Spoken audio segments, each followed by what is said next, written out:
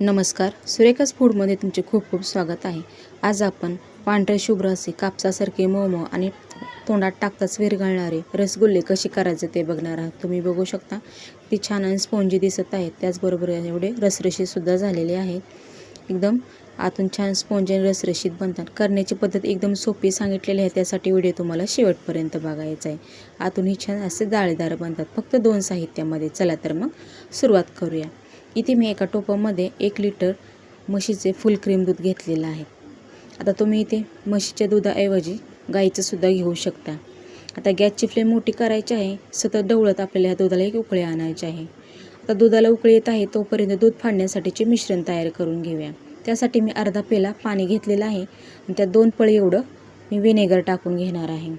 आता इथे तुम्ही व्हिनेगर पोह्याच्या चमच्याने मापाल तर 6 चमचे व्हिनेगर घ्यायचं आहे आणि 6 चमचे पाणी घ्यायचं आहे. त्याचं मिश्रण तयार करून घ्यायचं आहे. इथे आपलं दूध फाडण्यासाठीचे मिश्रण तयार झालेलं आहे. दुधालाही इकडे उकळी आलेली आहे. गॅस बंद करून घ्यायचा आहे.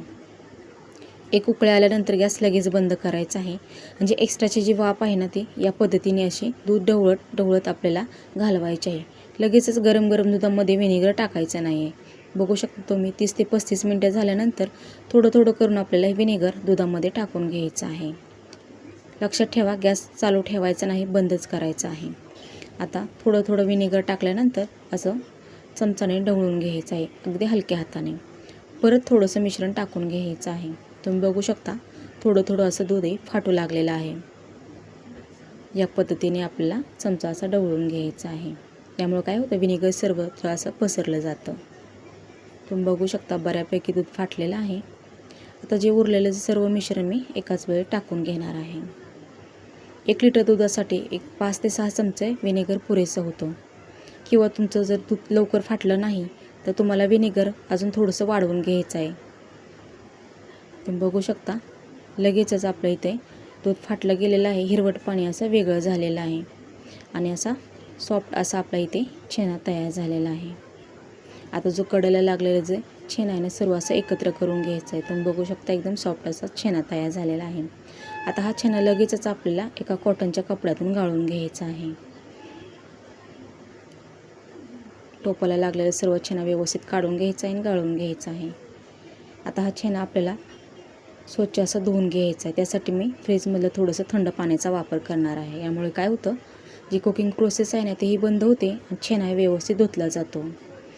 आता व्हिनेगरचा जो वास असतो ना तो घालवण्यासाठी आपल्याला हा छेना 2 ते 3 वेळा पाण्याने स्वच्छ धुवून घ्यायचा आहे. या पद्धतीने असं चमच्याने थोडंसं ह्याच्यात ढवळून घ्यायचं आहे आणि पाणी टाकत असं स्वच्छ धुवून घ्यायचं आहे आणि त्याचा असा गोळा बनवून घ्यायचा आहे. रुमाला त्याचं अशी गाठोडं बांधून घेतलेलं तुम्ही बघितल्याप्रमाणे असं गाठोडं बांधून असं गोल गोल फिरवून घ्यायचं आहे आणि जेवढं निघेल तेवढं जे पाणी आहे ना त्यातलं आपल्याला निथळून घ्यायचं आहे. बघू शकता तुम्ही हातानेच मी असं प्रेस करत आहे आणि पाणी याचं निथळून घेत आहे. अगदी जास्तही निथळू नका. आता 10 मिनटासाठी हा छेना मी असं चाळणीमध्ये ठेवणार आहे. थोडंसं जे काही पाणी उरलेलं असेल ते निघून जाईल. तोपर्यंत आपण इकडे पाक करून घेणार आहोत. त्यासाठी मी इथे एक टोप ठेवलेला आहे. त्यात 1 वाटी साखर टाकून घेतलेली आहे. वजनी प्रमाण म्हणाल तर 200 ग्रॅम एवढी साखर आहे. त्यातच मी 2.5 वाटी एवढं पाणी टाकून घेणार आहे. इथे आपल्याला थोडासा फिकट पाक तयार करून घ्यायचा आहे. त्यासाठी 2.5 वाटी पाणी पुरेसं आहे. आता सतत ढवळत आपल्याला गॅसची फ्लेम मोठी करायची आहे आणि ह्याचा पाक करून घ्यायचा. तुम्ही बघू शकता पाक एकदम पातळ करायचा आहे. कोणताही 1 तारी किंवा 2 तारी पाक करायचं नाही. एकदम 2 मिनटंच फक्त मी ही साखर उकळून घेतलेली आहे. आता हा पाक झालेला एका दुसऱ्या बाउलमध्ये ओतून घ्यायचा आहे. कारण हा पाक आपल्याला सर्वात शेवटी लागणार आहे. तोपर्यंत पूर्णपणे थंड होईल. तुम्ही बघू शकता एकदम पातळ पाक करायचा आहे, अजिबात घट्ट करायचं नाही. इथे आपलं जे पनीर आहे ना ते सुद्धा एकदम पाणी निथळून झालेलं आहे त्याचं आणि व्यवस्थित असं ह्याचा गोळा बनलेला आहे. जे रुमालाला लागलेलं आहे ते थोडंफार काढून घ्यायचं, अजिबात वेस्ट घालवायचं नाही. तुम्ही बघू शकता छान असा घट्टसर इथे गोळा तयार झालेला आहे, परंतु एकदम कोरडाही नाही, थोडंसं हाताला ओलावा लागत आहे. आता हा छेना व्यवस्थित फाडून असं तोडून घ्यायचं आहे. या पद्धतीने थोडंसं हाताला बरंचसं रवाळ लागते. आता छेना व्यवस्थित आपल्याला मळून घ्यायचा आहे. त्यासाठी तळहाताच्या साहाय्याने आपल्याला हा छेना व्यवस्थित मळून घ्यायचा आहे. तुम्ही बघू शकता तळहात असं या छेन्यावर ठेवून असं पुढच्या दिशेला मी घासत आहे. अगदी भाकरीचं पीठ मळतो तसं मळायचं नाही आहे. तळहाताचा असा जोर लावून आपल्याला हा छान व्यवस्थित मळून घ्यायचा. यामुळे काय होतं, जे पनीरचे जे रवाळ कण आहेत ना ते असे मॅश होतात, एकदम असे पातळ होतात. तुम्ही बघू शकता अशा प्रकारे छान असा आपला हा गोळा असा मऊसर असा आपल्याला बनवून घ्यायचा आहे. त्यामुळे काय होतं, जेवढा मऊसर गोळा असेल तेवढा आपले जे रसगुल्ले आहे ना व्यवस्थित बनणार आणि त्याला अजिबात क्रॅक्स होणार नाही. तुम्ही बघू शकता या पद्धतीने मी सतत असं एका दिशेला असं हा छेना घासून घेत आहे. मॅश करत असं पुढे न्यायचं आहे या पद्धतीने. अगदी जास्तही जोर लागू नका, नाहीतर त्यातून तूप रिलीज होऊ शकतं आणि सर्व मग गोळे पाकात टाकल्यानंतर फाटू शकतात. तुम्ही बघू शकता मिश्रण अगोदर एकदम रवाळ होतं, आता बराचसा वेळ झालेला आहे, जवळपास 5 ते 6 मिनटं झालेले आहे. मिश्रण बऱ्यापैकी असं सॉफ्ट दिसत आहे.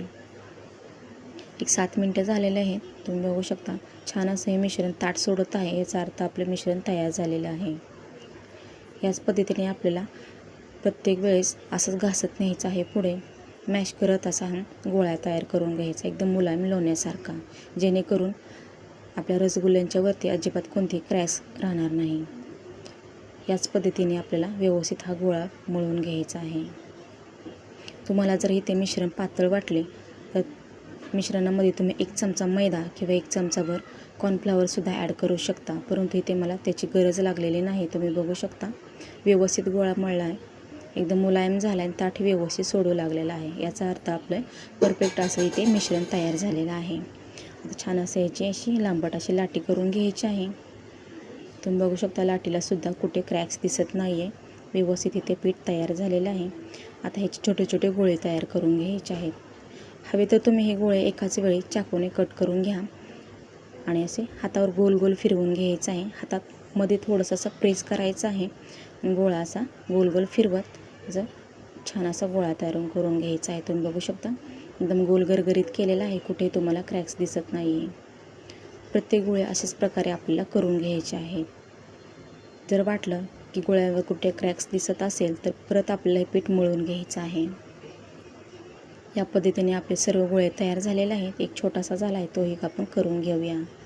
1 लिटर दुधामध्ये जवळपास माझ्या इथे 17 ते 18 छोटे आकाराचे रसगुल्ले तयार झालेले आहेत. आता ह्याच्यावर एक कॉटनचा रुमाल झाकून ठेवायचा आहे, ह्याच्यावर क्रॅक्स पडू नये म्हणून.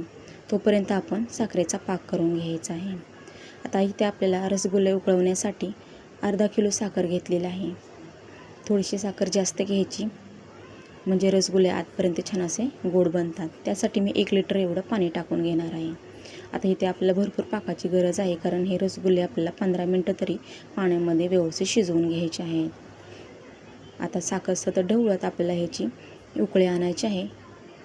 गॅसची फ्लेम मी मोठीच केलेली आहे. पूर्णपणे साखर विरघळले गेले तुम्ही बघू शकता आणि पाण्यालाही उकळी आलेली आहे. तर ह्याच्यामध्ये चवीपुरते मी 2 ते 3 वेलची टाकून घेणार आहे. तुम्ही इथे केवडा इसेससुद्धा टाकू शकता. बघू शकता तुम्ही पाण्याला छान अशी खळखळ उकळलेले आहे. सर्वात आधी छोटासा रसगुल्ला टाकून बघितला, अजिबात तो फुटलेला नाही. आता एक एक करत सर्व रसगुल्ले टाकून घेऊया. रसगुल्ले पाण्यामध्ये पडल्यानंतर फुटला नाही, याचा आता आपलं व्यवस्थित इथे मिश्रण तयार झालेलं आहे पिठाचं. आता एक एक करत टाका. सगळं एकदमच टाकले तर पाण्याचं टेम्परेचर कमी होऊ शकतं. आता हे रसगुल्ले आपल्याला झाकण न लावता 5 ते 6 मिनटं तरी असेच उकळून घ्यायचे आहेत. या पद्धतीने आता चमचा असा मध्ये घ्यायचा आहे, असा गोल गोल फिरवून घ्यायचा आहे. आपल्याला रसगुल्ल्याला टच न करता हा चमचा पाकामध्ये असा गोल गोल फिरवायचा आहे आणि थोडंसं असं वरच्या बाजूलाही रसगुल्ल्यावरती पाक टाकून घ्यायचा आहे, म्हणजे सर्वत्र असं व्यवस्थित शिजले जातात. तुम्ही बघू शकता छान असं व्यवस्थित मी त्याच पद्धतीने परत असं फिरवत आहे. आता काय करायचं आहे, ह्याच्यावर झाकण लावून 5 मिनटं आपल्याला हे रसगुल्ले मोठ्या गॅसवर शिजवून घ्यायचे आहेत. 5 मिनटानंतर झाकण उघडून बघूया. बघू शकता तुम्ही रसगुल्ले छान असे टम्म फुगलेले आहेत. पहिल्यापेक्षा मोठा आकार झालेला आहे. पाकसुद्धा कमी झालेला आहे. यासाठी आपल्याला सुरुवातीला पाक थोडा जास्त करायचा आहे. तर सेम पद्धतीने आपल्याला चमचामध्ये ठेवून पाकामध्ये असं गोल गोल फिरवायचं आहे. यामुळे काय होते, रसगुल्ले उलटपालट होतात आणि दोन्ही बाजूने व्यवस्थित शिजले जातात. तुम्ही बघू शकता या पद्धतीने करायचं आहे. कुठेही गॅसची फ्लेम आपल्याला लहान करायची नाही, एकदम सर्व प्रोसेस इथे मोठ्या गॅसवर करायची आहे. सेम पद्धतीने परत आपल्याला असं हे ढवळून घ्यायचं आहे. यामुळे काय होतं तर रसगुल्ले अजिबात तुटणार नाहीत. आता परत आपल्याला झाकण लावायचं आहे आणि 5 मिनटं असेच रसगुल्ले शिजवून घ्यायचे आहेत. 5 मिनटानंतर तुम्ही बघू शकता छान असे ते रसगुल्ले तयार झालेले आहेत. मस्त असे त्याला जाळी पडलेली दिसत आहे. तुम्ही बघू शकता व्हिडिओमध्ये, तुम्ही बघू शकता किती छान अशी जाळी पडलेली आहेत आणि एकदम पांढरे शुभ्र असे रसगुल्ले तयार झालेले आहेत. आता काय करायचं आहे, गॅस पूर्णपणे बंद केलेला आहे. आता हे रसगुल्ले असेच या पाकामध्ये मी एक 10 ते 15 मिनटं असेच ठेवणार आहेत आणि थोडेसे थंड करून घेणार आहेत. तुम्ही बघू शकता एकही रसगुल्ला पाकामध्ये फाटलेला नाही आहे, कारण इथं आपलं पिठाचं जे मिश्रण आहे एकदम परफेक्ट तयार झालेलं आहे. पाकाची पातळीसुद्धा कमी झालेली आहे. आता 15 मिनटानंतर इथे रसगुल्ले आपले कोमट झालेले आहेत. आता हे रसगुल्ले आपला जो पहिला पाक बनवलेला आहे त्याच्यात टाकून घ्यायचा आहे. तुम्ही बघू शकता किती छान असे रसरशीत झालेले आहेत आणि भरपूर असा पाक पिलेले आहे. आतून छान स्पॉन्जीसुद्धा होतात. एक रसगुल्ला असा थोडासा दाबला तर अगोदरच्या आकारामध्ये येत आहे. तुम्ही बघू शकता मी एवढा चपटा केलेला आहे. परत पाकात टाकल्यानंतर त्या पूर्वेच्या आकारामध्ये हा रसगुल्ला येत आहे. छान आहे रेसिपी, एकदम नक्की तुम्ही ट्राय करा, अगदी लहान मुलांना आवडेल. तुम्ही बघू शकता किती छान आणि मऊसूद दिसत आहे, एकदम कापसासारखे. एकही रसगुल्ला फाटलेला नाही. मार्केटमध्ये घ्यायला गेला तर भरपूर पैसे लागतात, पण घरी बनवलं तर एकदम कमी खर्चामध्ये आणि कमी वेळेमध्ये होतो. प्रत्येक रसगुल्ला असं छान स्पॉन्ज आणि जाळीदार झालेला आहे, भरपूर असा रस पिलेली आहे. मस्त आहे रेसिपी, नक्की ट्राय करून बघा. आता हे रसगुल्ले आपला जो पहिला पाक आहे ना, पातळ पाक, त्याच्यामध्ये टाकून घ्यायचे आहेत. जास्त वेळ ह्या पाकामध्ये ठेवलं तर रसगुल्ले हार्ड होऊ शकतात, रबरी होऊ शकतात. तुम्ही बघू शकता या प्रकारे सर्व आपले रसगुल्ले पाकामध्ये टाकून घेतलेले आहेत. छान असे रसरशीत आपले रसगुल्ले तयार झालेले आहेत. करण्याची पद्धती एकदम सोपी आहे, तुम्ही नक्की ट्राय करून बघा. एकदम कमी खर्चामध्ये होते आणि कमी वेळेमध्ये होते. कोणत्याही सणावाराची वाट न बघता कधीही आधीमध्ये करू शकता. मुले एकदम आवडीने खातील. आतूनही छान असे जाळीदार झालेले आहेत रसगुल्ले.